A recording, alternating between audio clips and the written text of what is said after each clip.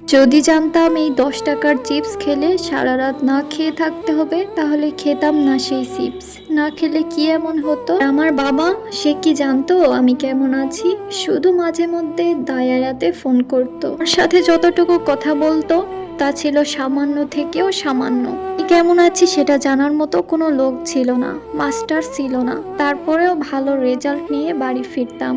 কেউ রেজাল্ট হাতে নিয়ে বাহ বাহ বলেনি, কপালে চুমু দিয়ে বলেনি পরের বার এর থেকে ভালো রেজাল্ট করতে হবে। শেষে মুখ গুজে কাদার মতো আশ্রয় ছিল না। এভাবে কেটে গেল 6টা বছর। বাবা দেশে এলেন, 6 বছরে 6বার এসেছে, আমি গুনে গুনে রেখেছি।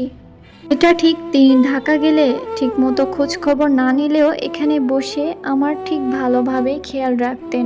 তখন বাড়ির সবার মুখে থাকতো মধু, কি সুন্দর ব্যবহার, দেখে মন প্রাণ সব জুড়িয়ে যেত।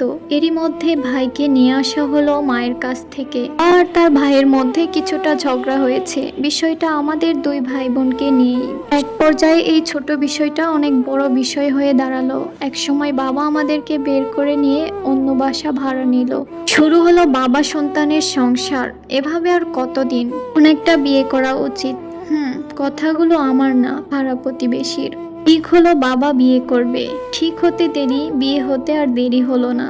ছোট আয়োজনে বিয়ে হলো বাবার। এরই মাঝে অনেক নাটক হয়েছিল, যেটা করেছিল আমার বাবা মা। মা ফিরবে আর বাবাও নিবে, কিন্তু শর্ত একটাই, মাকে ক্ষমা চাইতে হবে আর মা ক্ষমা চাইবে না। দুজনের ইগো সর্বশেষ।